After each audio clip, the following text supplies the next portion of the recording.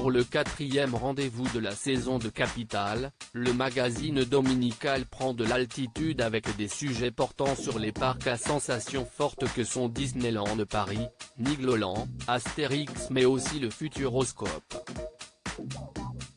Au-delà du pic de Noël, Halloween est la période idéale pour accueillir un nombre optimal de visiteurs. Julien Courbet propose d'y voir plus clair sur cette tendance avec 3 sujets portant notamment sur les confiseries et les déguisements.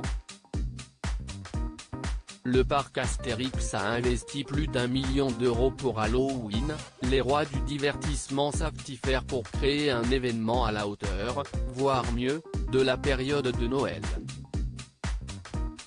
Après un été délicat au cours duquel les principaux parcs d'attractions français ont subi une baisse de la fréquentation de 30% à cause de la crise sanitaire, les vacances de la Toussaint sont un tremplin idéal pour rattraper une partie du retard.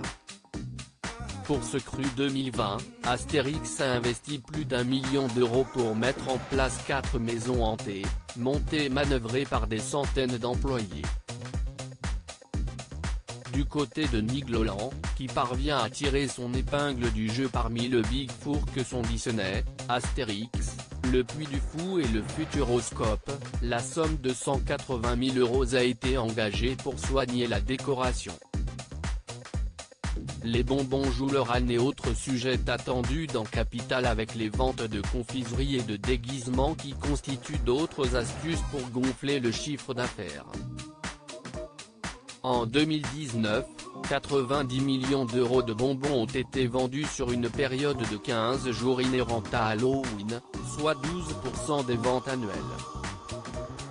La marque Haribo mais aussi les Têtes Brûlées, marque de confiserie du Nord appartenant à Sucre Alliance, parviennent à se démarquer de leurs concurrents, mais quelle est la recette miracle alors que les Français se montrent de plus en plus réticents à croquer dans les sucreries? En octobre 2019, Halloween avait permis à Têtes Brûlées, avec, entre autres, ses sachets XXL, de gagner 30% en volume tandis qu'Haribo enregistrait 70% de ventes additionnelles sur la période contre un mois normal. Autre poids lourd du secteur, Carambar Eco, Carambar, L'Outil, Créma, 1912, Croix Bleu. Halloween revit en France. 2/3 des familles françaises affirment fêter Halloween. Ce qui implique les déguisements des héros les plus célèbres de la culture anglophone, Harry Potter, Wonder Woman, la Reine de Neige ou encore Spider-Man. Les enseignes spécialisées dans les costumes réalisent un quart de leurs ventes à la fin du mois d'octobre.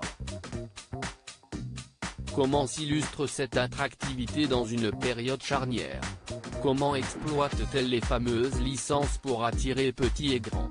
Le 4 octobre dernier, Capital s'intéressait aux solutions pour dépenser moins pour mieux consommer. 2,40 millions de Français ont répondu présent, soit une part de marché à hauteur de 10,8%.